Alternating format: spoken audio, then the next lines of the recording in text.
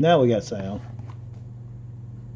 Now we got sound. I've done all that talking and blabbering and for thank you, Misty. Uh, done all that blabbering and everything. And I don't know if I can repeat all of it or not because most of the time I'll just ad lib. But anyway, I'll tell you guys, I apologize for Tuesday night. I would have told y'all last Thursday night. I forgot that Tuesday night was election night, and I always do a live election returns on election night, and that's what we did, and it took a while to get all the votes in. But I would have told y'all last Thursday. I just plumb forgot about it. And most of you that's got Facebook see me on Facebook anyway. But we'll be having an auction tonight, and I'll get back. I am bidding on some storage units. Cross your fingers for me, guys. We are bidding on some storage units. Had the high bid, and I just looked just a second ago, and I don't have the high bid no more, but it's got an hour left on it, and it's ending soon. It's 10 by 20, and I've looked at units for the last several days, and just none of them piqued my interest, and I don't think the items would have piqued y'all's interest. But the items in this one, I think, will pique your interest pretty good. It piqued mine. So we'll see how it goes. We have so many crazy bidders out there right now. I mean, people that's getting into the business and then their whole house gets full of stuff and they realize they can't sell it that fast and they get out of the business quick and they overbid. And us old timers that's been in the business for a long time, it's hurting us because we know when to stop and when there's more likely no profit left. I'll give you, for instance, I was watching a unit the other day, it's 10 by 20 unit, and 2 years back, that unit may have went from $800 to $1,200, maybe, and then you would have been worried about getting your money back on at that. And all it had in it, it said on the description, professionally packed. Well, you know, they can professionally pack clothes and just stuff that's not going to bring any money. And it was probably 100 white boxes, about like that and like that, all stacked in the back. And there was one dresser in the front, and I think a vacuum cleaner up here, and there was about 8 foot of the front of the 20 foot that had hardly nothing. And I sort of watched that unit, and I left it on my computer, and I opened it back up, and it had ended. Over $5,000 for that unit. Over $5,000 is what that unit went for. And I would have been worried to death at $800 to $1,200 on, time you count traveling to wherever it's at, your gas, maybe sometimes it costs you a motel room, and then most of the time a U-Haul. And I'm thinking, even at $800 to $1,200, that would have been just a huge amount, and they bid that up to $5,000. And there was no like safes in sight. There was nothing in sight that told you what was inside these white boxes, except that it's from a household. And what you're going to have dishes and glasses, and more likely any type jewelry or anything like that would not have been packed by the professional movers. It would have been packed by the homeowners, along with guns or knives, collectibles, things like that. So whoever bid that, I'm sure when they got up there and got to opening boxes up, they was totally disappointed and probably won't buy another unit. But you've got 100 that's going to take that one place that skips out and way overbid, and you just can't get units and pay that much, and you'll be bankrupt before long. So I've learned a long time ago, I can't just buy a unit because I need a unit or I want a unit or I want to go treasure hunting and way overpay. Me and India bought, what was it, last year, one down in Georgia, and we gave $3,000. I think that's what we had in the U-Haul and the motel we stayed at and the unit. We had $3,000 in it, and I was wrong on that unit, completely wrong. But I told India, I said, we're going to at least make our money back. Not going to drive all this way and do all this. And we made our money just right at our money back, but we had all that work put in and didn't make a penny. So every once in a while you get a snag like that. But I've learned, you just don't buy a unit because you want to go treasure hunting. And I've got a hunch that this is going to be a pretty decent one. I know it's not going to be like a home run like we've had 2 or 3 different times in the past. Not going to be a home run, but it's some interesting items in there. Just by looking at some of the chairs and the tables, it's got some pretty nice garnishing on the ends of them and stuff, brass-like things. I think I judge that by thinking, I usually judge by the furniture on the outside and the mattress that's in there. And if the furniture is sort of a little bit upscale, then I know there's going to be upscale items in the boxes. And if it's just helter-skelter and stuff's through all over the place and no particle board furniture broke and stuff, you pretty well know that's what type items is going to be in the boxes. But anyway, we've got that on the radar, and also we've got about 3 more on the radar that ends tomorrow. I think they're going to go too high. They're really stacked neat, stacked high, and stacked deep. So we're going to be keeping an eye on them, but this one will end in about an hour, and hopefully we'll get it, and I'll let you guys know tonight at 7 o'clock. But tonight, George, and you especially, Bill Horvitz, and other people that likes the Benjamin Franklin half silver dollars, we have some of those. I think I've got maybe 20 or 30 of those, plus the 1964 JFK's silver half dollars that we'll have tonight. That's one of the highlights right now of tonight's auction.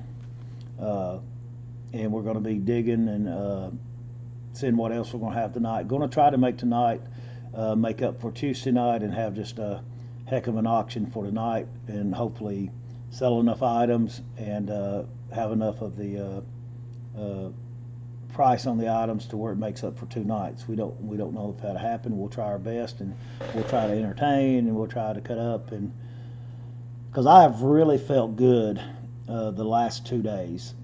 I'm fixing to turn 60 years old December 1st, and for the last 2 days I felt like I was in my 30s. I felt good. I mean, just all the way around. I don't know if it's just all the sickness has been going around, then all of a sudden my body's saying, hey, there ain't no sickness, there ain't no fevers, there's no coughs, there's no flu, there's no COVID, and have at it. So we've really felt good the last 2 days. No anxiety, no panic attacks. Knock on wood, and we hope that goes on for several more days. Guys, we've got snow coming Saturday morning here in Scottsville. They said that it's probably going to end with a few snow flurries Saturday morning. We're going to be getting down in the low 20s this weekend, and there's no let up in sight for the next 2 weeks. Actually, we've got I think next Thursday, a main snow event to where it's going to start early in the morning and snow all day. So ground's really warm now, won't have a lot of sticking unless it's, well, I mean, you have some 20s for the next 4 or 5 days. The ground ain't going to be that warm, so we may have some sticking and some snow. Plumb up past Thanksgiving is what they're calling. Cold weather and some snow here in South Central Kentucky. And I can remember when I was young that every Friday after Thanksgiving it would come a skip of snow, or turn off cold, or come a couple inches of snow, and that happened every year when I was young. The Friday after Thanksgiving it would come some type of snow. So maybe we're getting this year, maybe we'll get some of the snow done with, and have a beautiful February. Start our early spring. But we're back on Central Standard Time, off of daylight saving times, and the evening comes real early, and it seems like the days are just so short. But I wanted to remind everybody tonight we will be having an auction tonight. Misty Dawn, Thanksgiving. I was serious about everybody staying all night at the house Thanksgiving Eve, and helping cook and have a big sleepover with all the grandkids and you guys. Tyra was like, I can stay. I don't know how I can stay pretty late, but I'm gonna sleep in my bed. I said, no, your butt's gonna sleep at Paca's house. But I thought it'd be fun. We could, do some snacks and stuff, watch some Christmas movies, things like that. Just have everybody in the house. We'll get some air mattresses and lay them out, and we can all do like I do, cook most of the night for Thanksgiving dinner. We did get a wild turkey yesterday. I'd mentioned to one of my customers I'd love to have a wild turkey. I've never had one of them at Thanksgiving. I don't think I've ever ate a wild turkey. I don't know if they taste gamey or how they're going to be, but one of my customers brought in one that he'd done, got it all ready and froze it for me, and said, "Here's your wild turkey." So India's going to smoke that in the smoker, and then I'm going to do a regular turkey like I always do in the baking bags. So it's going to be a fun Thanksgiving this year. Looking forward to Thanksgiving, looking forward to Christmas, and looking forward to spending the Tuesday and Thursday nights with you guys on here. And hopefully we'll pick up some good units. And I've been looking at truckloads. I've started maybe trying to bypass some of these middlemen and looking at some truckloads for us, so you guys can get some really good Christmas gifts at a good price. Because I know times are rough this year, even rougher than it was last year. And yeah, and I never did like that drink, John. I don't do a lot of drinking. I'm mostly a bourbon man. You can't drink bourbon just swig it and swig it. Bourbon is made to sip and to enjoy, and not really get drunk on. Wild turkey you get drunk on. I never did like the taste of wild turkey. I'm a Kentucky bourbon man mainly, that we like to sip on every once in a while. I'm not a big drinker, period. Never like the taste of beer, and most of the time I don't like the taste of any type of whiskey except for bourbon. And that's just something we sort of enjoy sometimes another every once in a while.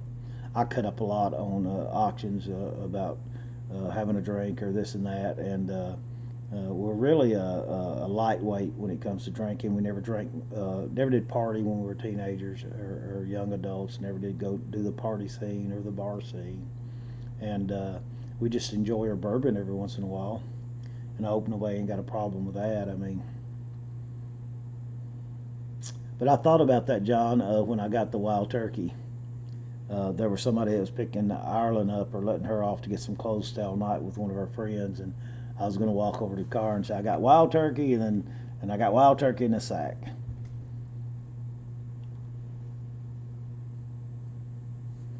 Yeah, and I skipped all that.